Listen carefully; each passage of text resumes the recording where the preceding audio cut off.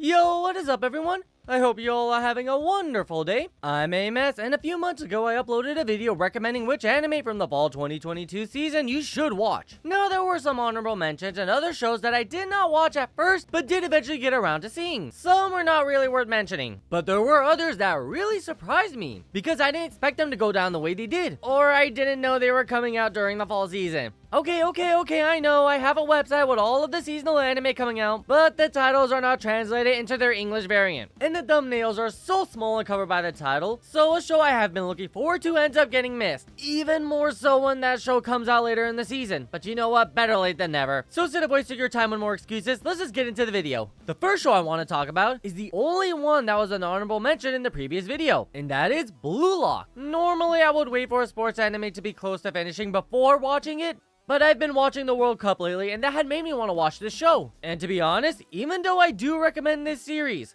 I had a lot of problems with it. It's a soccer battle royale, which is intended to create the ultimate soccer / football player. However, the program eliminates all of the other contestants and bans them from ever competing for the Japanese national team. Now, I feel like that will turn out to be a lie, because if these players grow up and become one of the best players in Japan, and they got banned from playing with Japan's national team, then they will jump ship and play for another country and possibly come back with a major grudge. They will be more motivated than whoever wins Blue Lock, the name of the program / battle royale, and they will do everything they can to avenge their ban. Also, the way the program is structured, it's possible for highly talented players to be eliminated early on and never get the opportunity to grow, and possibly even surpass whoever ends up winning in the end. Another issue I have is that since this is supposed to be a battle royale, in the end, all friendships the protagonist makes throughout the series comes off as being superficial, because at the end, they are all competing against each other. Their friendships are only temporary. It's a means for them to achieve their dream. If it's about them protecting their friends or their own dream, their dream will come out on top each and every single time. Knowing full well they are going to begin turning on each other in the end makes it hard to love the characters. The director of Blue Lock, Igo Jinpachi, even stated that in order to create the world's greatest striker, he first needs to build up their ego until they become egotistical maniacs who only think about themselves and how to improve their game. This kind of reminds me of the Bloody Mist from Naruto, where they force kids to live with each other so they can become the best of friends and then force them to kill the other. That way, one of them becomes a cold-hearted person dedicated solely to achieving their mission. Same thing here. Igo literally stated in the first episode that he intends to create the world's greatest striker by having them stand on top of the other 299 contestants. I know what you're thinking. I have nothing but bad things to say about the story and characters' relationships. Why do I recommend this series? Simple. It's exciting. The animation is really well made, and they have this awesome ink in the water effect whenever a character gets in the zone or is about to make a play or just generally grows and develops. Also, the characters are not bad. It's just hard for them to grow on you, knowing they might start stabbing each other in the back so they can move on to the next stage. That doesn't mean these characters aren't lovable or funny. They all have some type of quirk that makes them enjoyable to watch. And the last reason I recommend to watch this show is that the games are really entertaining. They are intense but also pretty quick. The games only last 2, max 3 episodes, so you won't need to watch half the season just to see the results of one match. At least so far. It's still possible for that to happen because this is a 24 episode season. The last game or test could go for 10 episodes and we won't know about it until the end of the season. The next series I want to mention is actually a Netflix series that came out right before I uploaded the previous video, and I ended up waiting to watch it because I could binge it whenever I wanted. And believe me when I say this, I wish I had watched it before I uploaded the previous video. It would have definitely been included and have came highly recommended. The series I'm talking about is Romantic Killer. This show is funny and unique. I don't think there is another show out there that is even remotely similar to this. It's about a girl named Hoshin Anzu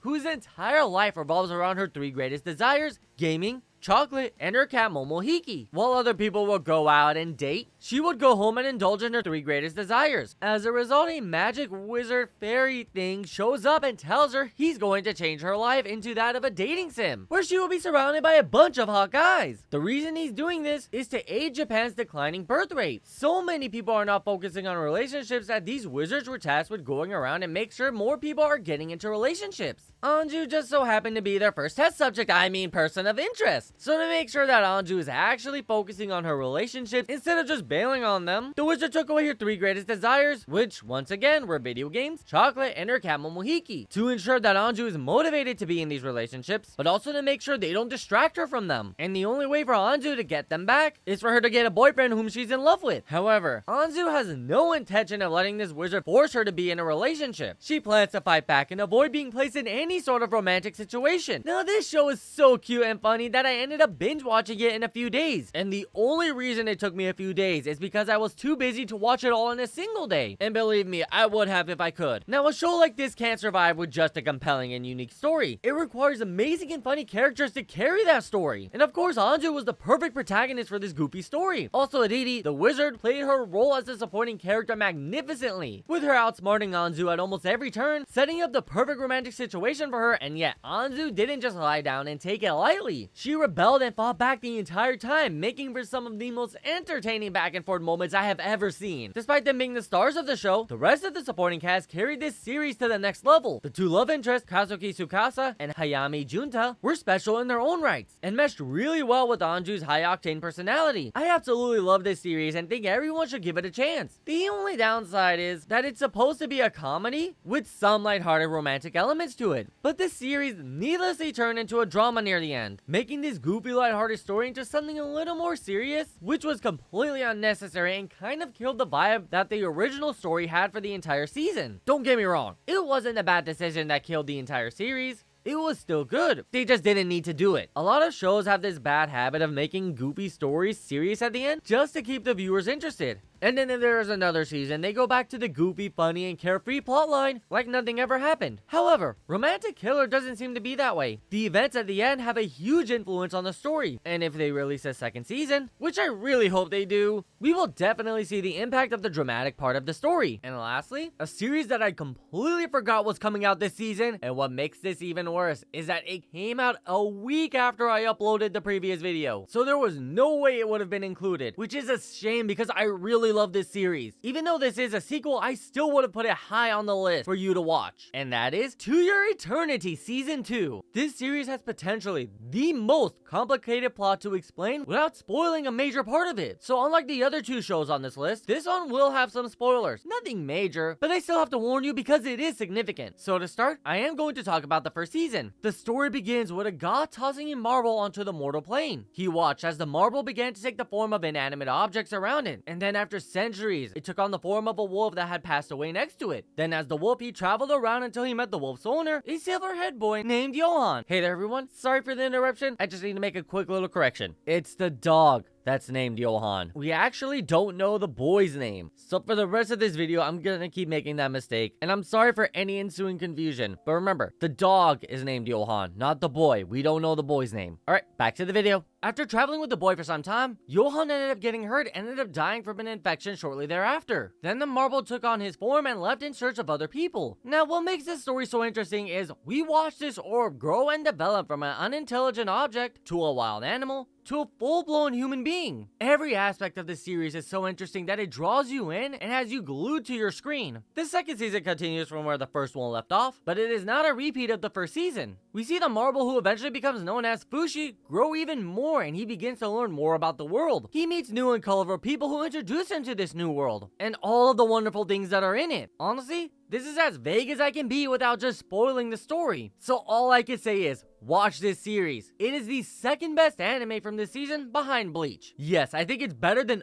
all of the other shows I recommended in the previous video. I do have to say this, if you do decide to watch the first season, skip the opening. It contains spoilers, and major ones at that. The second season does have the same opening song, but the opening isn't so straightforward with the spoilers. And that's all 3 shows. If you haven't seen the previous video, I have it in the description, so you can see what are the original shows from the fall season that I recommended. I know this was a quick video, but I just wanted to get it out and let you guys know what other shows you should have watched from the previous season before I get into the new one. Especially since all 3 of these were top tier animes, and definitely would have been in the top 5 if I had seen them before making that video. So with that, I would like to thank you all so much for watching. I truly appreciate it. I hope to see you in the next one, and remember to keep having fun. See ya!